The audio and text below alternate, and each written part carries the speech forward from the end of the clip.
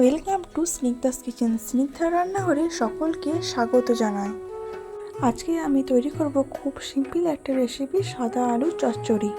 এই আলুর চচ্চড়ি খুব সহজ একটা রেসিপি। এই রেসিপিটি দিয়ে লুচি, রুটি, পরোটা, ডালপুরি ইত্যাদি আপনি খেতে পারেন। তাহলে চলুন চটজলদি তৈরি করে ফেলি। কড়াই গরম করে তাতে 3 টেবিল স্পুন সর্ষের তেল দেব। তেলটি গরম হয়ে গেলে তাতে 1 চামচ মতো কালো জিরে দেব। এবার ফোড়নটিকে 15 থেকে 20 সেকেন্ড ভেজে নেব। এবারে এর মধ্যে দিয়ে দেব আলু।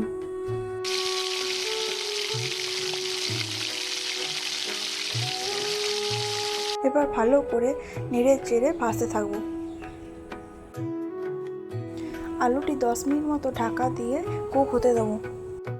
তো এবার আলুটি আমার ভাজা হয়ে এসেছে। এরপর দিয়ে দেব 2 কাঁচা লঙ্কা আর দেবো একটি মিডিয়াম সাইজের টমেটো।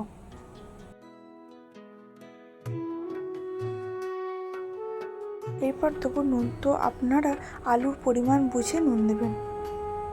আমি এই আলুর তরকারিতে 2 চামচ মতো নুন দিয়েছি।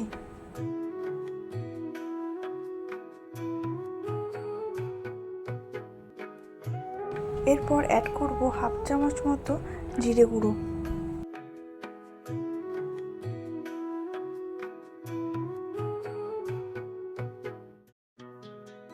এরপর অ্যাড করব লঙ্কার গুঁড়ো। এবার সব কিছু উপকরণ একসঙ্গে ভালো করে কষিয়ে নেব। তো আলুটি আমার ভালো করে কষানো হয়ে গেছে। এরপর আমি দিয়ে দেবো 1 চামচ মতো চিনি। এরপর আলুটি সেদ্ধ করার জন্য পরিমাণ মতো জল অ্যাড করে নেব। 3 কাপের মতো জল আমি অ্যাড করেছি। এবার আমি গ্যাসের ফ্লেমটি বাড়িয়ে দিয়ে 10 মিনিট মতো ঢাকা দিয়ে সিদ্ধ করে নেব।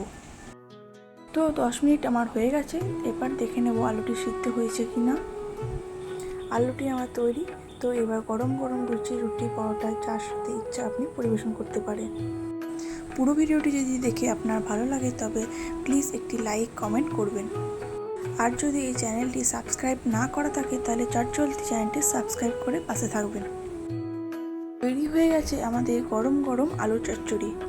তো আপনারা নিশ্চয়ই দেখলেন আমি কিভাবে গরম আলুর চচ্চড়িটি রেসিপিটি তৈরি করলাম। অবশ্যই বাড়িতে একবার ট্রাই করবেন এবং আমাকে জানাতে ভুলবেন না। পুরো ভিডিওটি দেখার জন্য অসংখ্য ধন্যবাদ।